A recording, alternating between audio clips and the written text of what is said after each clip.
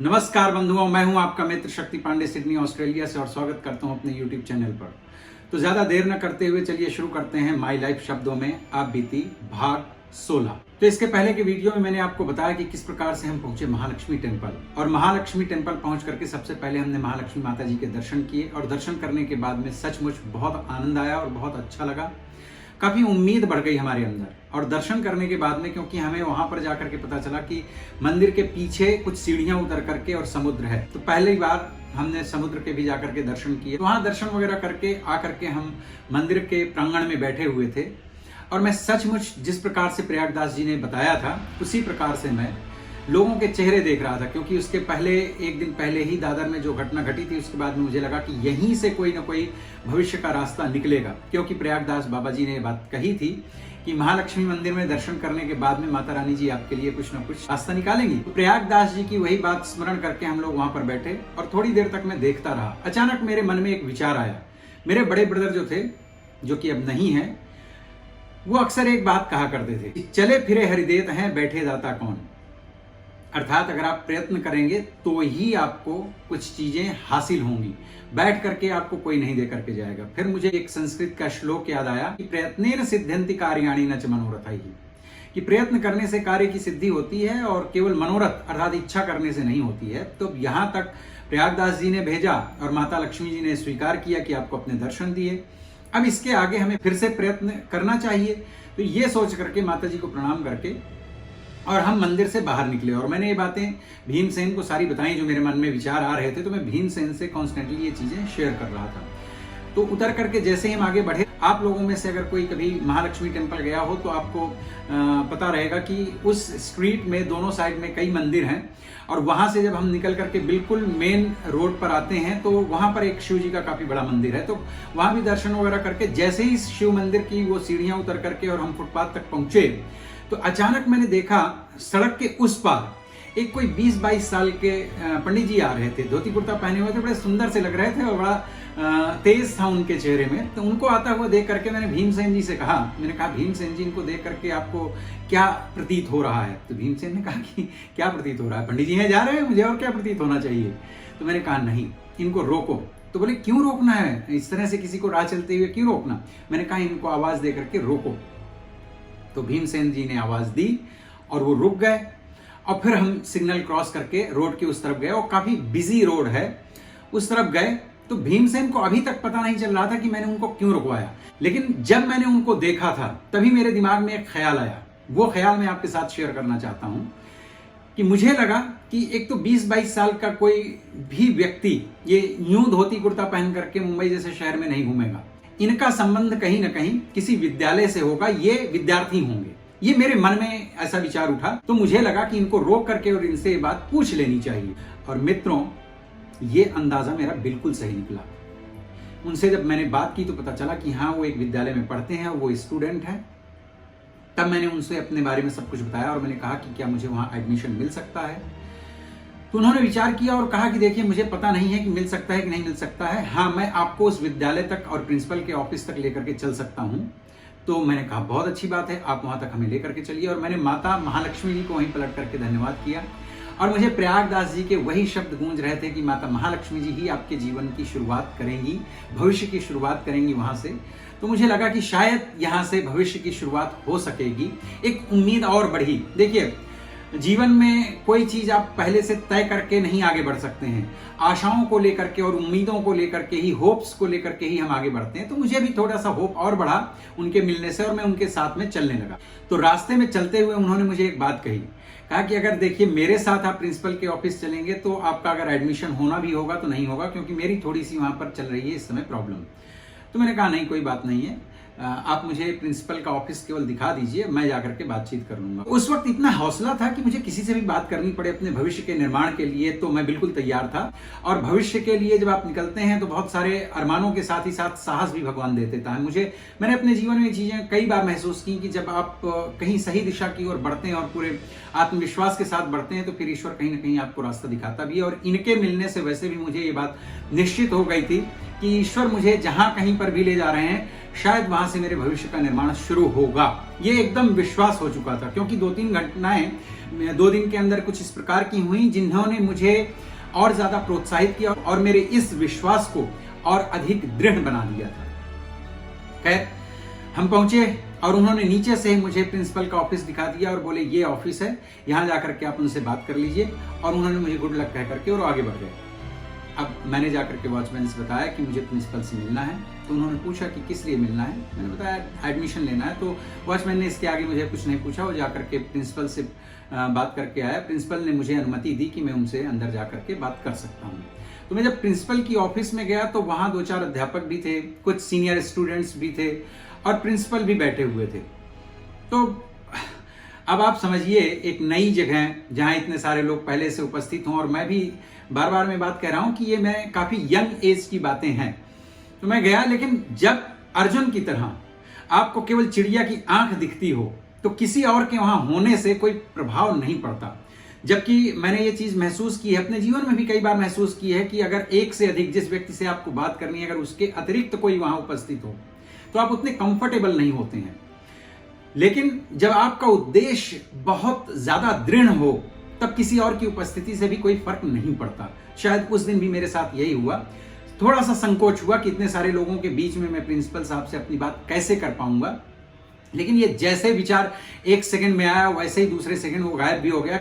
तो मैंने प्रिंसिपल साहब को जाकर के नमस्ते किया, और नमस्ते करने के बाद में मुझे लगा कि अगर मैं इनसे खड़े होकर के बात करूंगा तो बहुत कम समय देंगे। देखिए, ये सारे विचार मेरे दिमाग में उस समय चल रहे थे। इनको बताना मुझे लगता है बड़ा आवश्यक है कि मेरे दिमाग में क्या चल रहा था और उन विचारों के माध्यम से मैं कर क्या रहा था।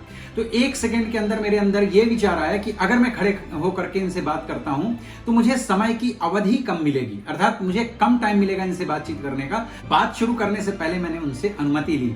मैंने कहा अगर आपकी आज्ञा हो तो मैं यहाँ पर बैठ जाऊं। सामने एक चेयर पड़ी हुई थी, तो उन्होंने देखा मुझे और उन्होंने कहा हाँ बैठो। तो बैठने के बाद सबसे पहले मैंने अपना शैक्षणिक परिचय दिया कि मैंने क्या एजुकेशन ली है, मेरी क्या पढ़ाई है, मेरा क्या बैकग्राउंड है, वो सब कुछ बताने के बाद, और किस प्रकार से मैं मुंबई पहुंचा हूं और मुझे मुंबई में किस चीज की तलाश है, ये सारी चीजें मैंने उनको बताई। और बीच में कुछ प्रसंग ऐसे भी जोड़े जो एजुकेशन से संबंधित थे, जो मेरे नॉलेज को भी वहां पर प्रस्तुत कर सकें। क्योंकि यहां मुझे ये नहीं पता था कि एडमिशन का क्या प्रोसीजर है, और अगर उन्होंने लंबा सा प्रोसीजर मुझे कुछ बता दिया तो शायद मैं इस प्रदेश में उतना सब फॉलो नहीं कर पाऊंगा। इसलिए मुझे लगा था कि first impression is the last impression. तो पहली बार में ही मैं सारी बातें उनके दिमाग में इस प्रकार से बैठा सकूं जो कि मुझे यहां पर एडमिशन लेने में सफलता दिला सकें। और इस पूरे प्रोसेस में लगभग मैं 30 to 35 मिनट्स नॉन स्टॉप बोला। सारी चीजें मैंने उनको बताई। इस बीच में कुछ मित्रों ने व्हाट्सएप के माध्यम से और अन्य माध्यमों से बात जानने की कोशिश की है कि मैं स्क्रिप्टिंग करता हूं, उसके बाद में अपनी वीडियोस रिकॉर्ड करता हूं। तो मैं आप सब लोगों को बता देना चाहता हूं कि नहीं जी, मेरे पास ना तो इतना समय है कि मैं बैठ करके स्क्रिप्टिंग करूं, और ना ही ये कोई फिक्शन है जिसके लिए मुझे स्क्रिप्टिंग की आवश्यकता पड़ती हो। मैं एक बार अपना कैमरा ऑन करता हूं और उसके बाद में नॉन स्टॉप जो घटनाएं जैसी घटी थी उनको आप लोगों के सामने प्रस्तुत कर देता हूं। बाद में प्रिंसिपल साहब का रिएक्शन बड़ा अच्छा और देखने लायक था। लगभग 30 से 40 सेकंड के गहरे मौन के बाद में प्रिंसिपल साहब बोले कि लाओ अपने डॉक्यूमेंट्स दो, मैं तुम्हें अपने कॉलेज में एडमिशन देता हूँ। मित्रों, जब मैं गुरुकुल से मुंबई गया था तो मेरे पास में कोई डॉक्यूमेंट्स नहीं थे जिनके आधार पर मैं वहां पर एडमिशन ले पाता, और मुझे पता भी नहीं था कि आगे भविष्य में करना क्या है। वो तो रैंडमली जो ईश्वर ने हाथ पकड़ के रास्ता दिखाया, बस उनके सहारे आगे बढ़ करके यहाँ पर पहुंच गया था। तो मैंने प्रिंसिपल साहब से रिक्वेस्ट की। मैंने कहा देखिए, इस समय एट प्रेजेंट मेरे पास में कोई डॉक्यूमेंट्स नहीं है, लेकिन अगर आप मुझे थोड़ा सा समय दे सकेंगे तो मैं अपने डॉक्यूमेंट्स घर से मंगवा सकता हूँ। तो उन्होंने एक पल के लिए सोचा, बोले ठीक है, कितना टाइम चाहिए? तो मैंने कहा 1 हफ्ते। तो बोले नहीं, मैं तुमको 15 डेज का टाइम देता हूं, तुम 15 दिन बाद आओ और अपने सारे डॉक्यूमेंट्स लेकर के आओ। उन्होंने डॉक्यूमेंट्स की एक लिस्ट पकड़ाई और मैं तुम्हें एडमिशन दूंगा। मैंने कहा गुरुदेव, लेकिन यहाँ पर एक समस्या और है। तो बोले क्या? मैंने कहा मैं एडमिशन लेकर के रहूंगा कहाँ, क्योंकि इस शहर में तो मैं किसी को जानता नहीं हूँ, और अगर आप मुझे छात्रावास का भी प्रबंध करें तो ही मेरा आना ठीक रहेगा, अदरवाइज तो मैं यहाँ सर्वाइव नहीं कर पाऊंगा, क्योंकि मैं इस शहर में बिल्कुल नया हूं और मेरे पास कोई भी दूसरा साधन नहीं है। तो फिर वो सोच में पड़ गए और उन्होंने जो छात्रावास की व्यवस्था देखते थे उनको बुलवाया और उनसे बातचीत की। तो उन्होंने बताया कि यहाँ भी 3-4 सीट्स हैं। तो उन्होंने कहा ठीक है, हम तुमको छात्रावास भी देंगे, क्योंकि हॉस्टल पाने के लिए कुछ अपना क्राइटेरिया था। अगर आप उसमें फिट बैठे हैं तभी हॉस्टल मिलता था, नहीं तो हॉस्टल नहीं मिलता था। तो मैंने कहा मेरी रिक्वेस्ट अभी खत्म नहीं हुई है। तो बोले अब क्या? मैंने कहा मेरे साथ में एक और मित्र हैं, क्योंकि जब मैं ऑफिस में एंटर हुआ था तो भीमसेन जी ने मुझे ये बात कही थी कि उनको टॉयलेट यूज करना है। तो मैंने वहीं पर खड़े एक स्टूडेंट से रिक्वेस्ट किया था, तो वो लेकर के उनको चले गए थे अंदर हॉस्टल में, जहां पर ये व्यवस्था थी शौच आदि के लिए। तो वो अंदर चले गए। तो तब से मैं इधर उधर देख रहा था, कई बार भीमसेन जी बाहर आए नहीं। तो मैंने एक विद्यार्थी से इस बीच में पूछा, मैंने कहा कि मेरे साथ में जो आए थे मित्र वो कहाँ हैं?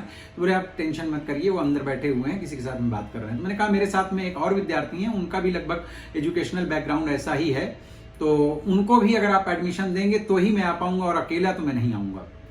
तो मुस्कुराए और बोले तुम्हारी डिमांड्स बढ़ती जा रही हैं। मैंने कहा डिमांड्स नहीं है, मेरी जरूरतें हैं, मेरी आवश्यकताएं हैं, तो आप प्लीज कंसीडर करें। तो प्रिंसिपल साहब ने मेरी रिक्वेस्ट को मानते हुए कहा कि ठीक है, मैं आपके मित्र का भी एडमिशन करूंगा और उनको भी हॉस्टल दूंगा। अब आप लोग 15 दिन बाद आइए डॉक्यूमेंट्स लेकर के और एडमिशन ले लीजिए। मैंने उनको प्रणाम किया और ऑफिस से बाहर निकला तो 2-4 स्टूडेंट्स थे, 10-5 मिनट उनसे बातचीत हुई, इंटरेक्शन हुआ, और भीमसेन जी को साथ में लेकर के और 2 स्टूडेंट्स मेरे साथ में आए, जो मुझे ग्रैंड रोड रेलवे स्टेशन तक लेकर के गए। तो ग्रैंड रोड रेलवे स्टेशन से हमने लोकल ट्रेन पकड़ी और मालाड स्टेशन पहुंचे। मालाड स्टेशन से आज हमारे पास हालांकि थोड़ा सा टाइम तो था कि हम बस वगैरह के बारे में जानकारी जुटा करके और बस से चले जाते या रिक्शे से भी चले जाते, लेकिन मुझे लगा कि नहीं, हमको थोड़ा सा ये रास्ते वगैरह और समझ लेने चाहिए। इसलिए मैंने भीमसेन से पूछा कि क्या पैदल चल सकते हो? तो उन्होंने कहा कि हाँ ठीक है, नहीं पैदल ही चलते हैं पांडे जी, थोड़ा सा रास्ते की जानकारी हो जाएगी और शहर को थोड़ा सा रिलैक्स होकर के देख पाएंगे। तो हम लोग पैदल ही आश्रम पहुंचे, और जैसे ही हम आश्रम में पहुंचे गेट पर महंत जी खड़े थे और उनके साथ में 2-3 और लोग खड़े थे जो कि उनके भक्त थे, काफी बड़े पैसे वाले लोग थे। बाद में मेरा उनके साथ में परिचय स्थापित हुआ, तो वो बड़े बिजनेसमैन लोग थे। तो महंत जी के निकट जाकर के मैंने उनको प्रणाम किया, और प्रणाम करके मैंने उनको धन्यवाद दिया, और आभार के साथ में मैंने उनसे कहा कि आपके आशीर्वाद से मेरा एक कॉलेज में एडमिशन हो रहा है और मुझे हॉस्टल भी मिल जाएगा। तो अब मुझे लगभग 15 दिन का टाइम लगेगा, क्योंकि अब मैं यहाँ से कोई रजिस्टर पोस्ट करूंगा मेरे ब्रदर को, तो वो वहां से मुझे डॉक्यूमेंट्स भेजेंगे, इसके बाद ही मुझे एडमिशन मिलेगा। तो अब 15 दिन लगभग मुझे कहीं पर रहना है। तो शाम हो रही है, इसके लिए अब मैं निकलता हूँ गुरुदेव, क्योंकि हमको आगे के 15 दिन रहने के लिए अपने लिए व्यवस्था करनी पड़ेगी। उस वक्त मित्रों मेरे दिमाग में एक बात चल रही थी, क्योंकि मेरा अब कॉलेज में एडमिशन और हॉस्टल मिलना निश्चित हो चुका है, तो मुझे लगा अब आश्रम के ऊपर बोझ नहीं बनना चाहिए। मेरे दिमाग में हमेशा से ये बात रहा करती थी कि किसी का मिसयूज नहीं करना चाहिए। जब मुझे बहुत ज्यादा जरूरत थी तब आश्रम ने सहयोग कर दिया। अब क्योंकि ये बात तय हो चुकी है कि मेरा एडमिशन हो जाएगा, मुझे हॉस्टल भी मिल जाएगा, जस्ट 15 दिन मुझे डॉक्यूमेंट्स मंगाने के लिए कहीं आश्रय चाहिए था, तो मुझे लगा कि इतना तो पैसा है मेरे पास कि मैं किसी सस्ते से होटल में जा करके और 15 दिन रह सकता हूँ, और उसी एड्रेस पर अपने डॉक्यूमेंट्स मंगवाऊंगा अपने ब्रदर से। तो ये मेरे मन में तय हो चुका था। इसलिए मैंने महंत जी से रिक्वेस्ट की कि अब आप मुझे आज्ञा दीजिए और मुझे कहीं ना कहीं जाकर के 15 दिन रहने की व्यवस्था करनी पड़ेगी। मेरी बात सुन करके महंत जी बहुत जोर से हंसे, और हंसने के बाद में उनके साथ में जो खड़े थे उनकी ओर इंडिकेट करके उन्होंने एक बात कही थी। उन्होंने कहा पता है, मैं इतने साल से इस आश्रम का महंत हूं, और अब तक में बहुत लोग यहाँ आए और गए, क्योंकि ये मुंबई जैसा शहर है, यहाँ लोग आते जाते रहते हैं, लेकिन इतनी जल्दबाजी में कोई नहीं आया। कल से ये 4 बार बोल चुके हैं कि इनको जाना है, इनको जाना है। अरे भाई क्यों जाना चाहते हो? 15 दिन ही रहना है ना, 15 दिन में तुम्हारे डॉक्यूमेंट्स आ जाएंगे, तो यही रहो और यहीं पर मंगाओ। ये क्या जगह तुम्हें काटती है? तो मैंने कहा नहीं गुरुदेव, बात ऐसी नहीं है। मुझे लगा कि आपने शायद मुझे उतना ही आश्रय दिया है जितना मेरे लिए आवश्यक था, और अब ये 15 दिन रहना मैं कहीं बाहर मैनेज कर सकता हूं, इसलिए। बाकी आपके प्रति कोई अवज्ञा करना या आपका अनादर करना ऐसा मेरा भाव नहीं था। तो महंत जी ने कहा कि नहीं, तुम्हें कहीं जाने की कोई जरूरत नहीं है, कल से आप अपना यहीं पर रुद्राभिषेक करें और जिस रूम में रह रहे हैं उसी रूम में रहें, जब तक आपके डॉक्यूमेंट्स नहीं आ जाते, एडमिशन नहीं हो जाता, तब तक आराम से यहीं रहें और टेंशन न लें। और दोपहर तक जब आप फ्री हो जाएं उसके बाद में आप जाएं, अपना शहर घूम करके आए और रिलैक्स हो जाइए, ये कहीं जाने की कोई जरूरत नहीं है। मैंने उनको प्रणाम किया, धन्यवाद करके हम कक्ष में आए, थोड़ा सा मेंटली सेटल्ड हुए, अच्छा लगा। लगभग 1 हफ्ते के पूरे इस क्रियाकलाप के बाद में पहली बार थोड़ा सा रिलैक्स फील कर रहे थे, क्योंकि ईश्वर की कृपा से ये तय हो चुका था कि हमको हॉस्टल मिल जाएगा, हमारा एडमिशन हो जाएगा, हमारी एजुकेशन आगे बढ़ पाएगी। और अब 15 दिन हमारे पास में थे। उन 15 दिनों में भी, क्योंकि दूसरे दिन से हमको वहां पर रुद्राभिषेक करना था, तो ये था कि भाई चलो काम भी साथ में मिल गया है। तो महंत जी का ये आदेश सुन करके कि कल से यहाँ रुद्राभिषेक करना है, बड़ी प्रसन्नता हुई। और उन्होंने ये भी कहा कि अपना लिस्ट बना करके दे दो कि क्या सामग्री चाहिए, तो मैं मंगवा देता हूँ। तो मैं अपने रूम में गया, कपड़े वगैरह बदले और एक लिस्ट बना करके उनको दे दी, और उन्होंने किसी अपने भक्त को पकड़ा दी, लिस्ट का सारा सामान आ गया और दूसरे दिन उठ करके हमने अपनी नित्य क्रिया करने के पश्चात जाकर के रुद्राभिषेक करना शुरू किया। जब हम रुद्राभिषेक कर रहे थे तो भीमसेन जी ने बीच में मुझसे एक बात कही। बोले मैंने बहुत रात में विचार किया, मुझे ऐसा लगता है कि मेरे डॉक्यूमेंट्स घर वाले भेज नहीं पाएंगे, इसके लिए मुझे गांव जाना पड़ेगा। भीमसेन जी सुल्तानपुर उत्तर प्रदेश के किसी गांव के रहने वाले थे।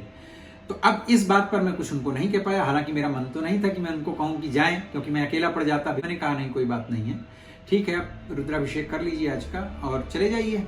और रुद्राभिषेक संपूर्ण करने के बाद जब हम अपने रूम में आए तो भीमसेन जी 5 मिनट के अंदर अंदर अपने सारे बैग वगैरह पैक करके तैयार हो गए और बोले अब मैं जा रहा हूँ गाँव।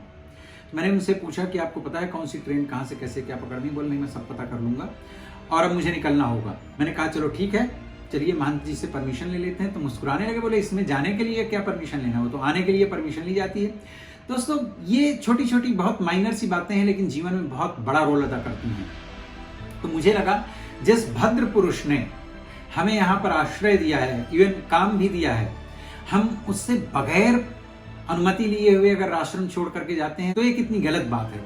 लेकिन भीमसेन को समझ में नहीं आ रहा था, तो मैंने कहा नहीं ये अनुचित है। मैं बाद में अगर उनको सूचित भी करूंगा तो भी उनके मन में इस बात को लेकर के हो सकता है कि खेद हो कि किस व्यक्ति को, किस तरह के लोगों को उन्होंने आश्रय दिया जो जाते समय उनको बता करके भी नहीं गए। मैंने कहा भीमसेन ये ठीक बात नहीं है, चलो महंत जी के पास में चलते हैं। तो महंत जी के पास जाकर के मैंने जो सच था वही उनको बताया कि इनको लगता है इनके घर वाले डॉक्यूमेंट्स नहीं भेज पाएंगे एडमिशन के लिए, तो इनको जाना पड़ेगा। तो उन्होंने कहा अच्छी बात है आप चले जाओ, लेकिन 2 मिनट रुको। और 2 मिनट रुकने के बाद में वो बाहर उठ करके अपनी गद्दी से आए और वहां एक उनके और भक्त खड़े हुए थे, तो उनसे उन्होंने कहा कि इनको 500 रुपए दो। तो मैं उनकी ओर देखने लगा, मैंने कहा किस बात के लिए गुरुदेव, इनको 500 किस बात के लिए?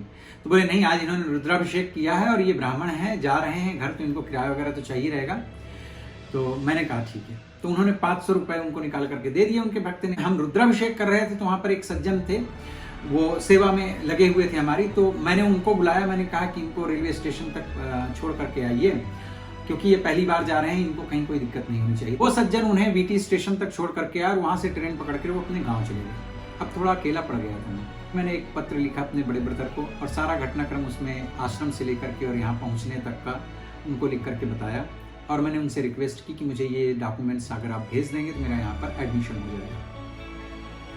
लेटर लिख करके और मैं अपने रूम से बाहर निकला तो वहाँ पर वही सज्जन मुझे मिल गए जो रुद्राभिषेक के समय में हमारी सेवा में लगे हुए थे। मैंने उनसे रिक्वेस्ट की, मैंने कहा मुझे पोस्ट ऑफिस तक अगर आप ले करके चलें तो मैं ये रजिस्टर्ड पोस्ट भेजना चाहता हूँ।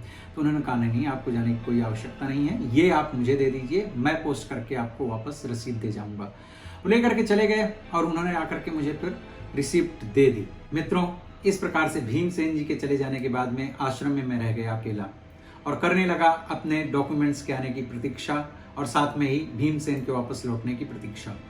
लगभग 10 से 12 दिन हुए होंगे कि मेरे डॉक्यूमेंट्स मेरे ब्रदर ने भेज दिए और वो डॉक्यूमेंट्स लेकर के मैंने महंत जी को दिखाया और उनसे परमिशन लेकर के दूसरे दिन मैंने कॉलेज जाने का निश्चय किया।